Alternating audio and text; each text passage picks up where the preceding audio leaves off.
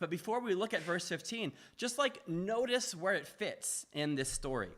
It does not come after the apology. It's not Eve and Adam realize the wrong that they've done and then schedule an appointment with the God Almighty and then say, we'd like to confess something. We'd like you to forgive us. We apologize. And then the Lord says, okay, I'm actually going to make a promise to you.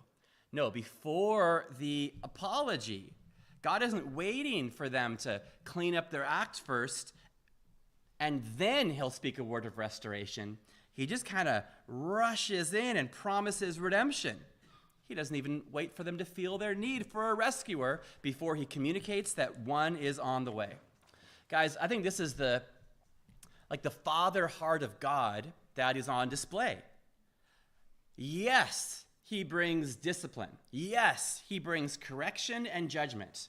Like in the very next verses. Absolutely, yes, they are. But you need to know this, that like the heart of God, his heart is bent towards mercy, not bent towards wrath.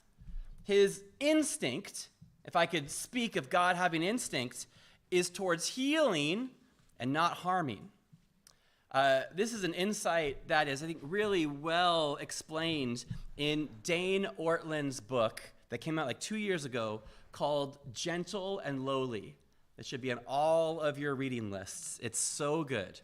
He says, the posture most natural to him is not a pointed finger, but open arms. So in this chapter, before there's even confession, before there's even a sense of guilt, God draws near. And that impulse is not towards punishment, although it's present, and yes it is, but before punishment is the promise of rescue.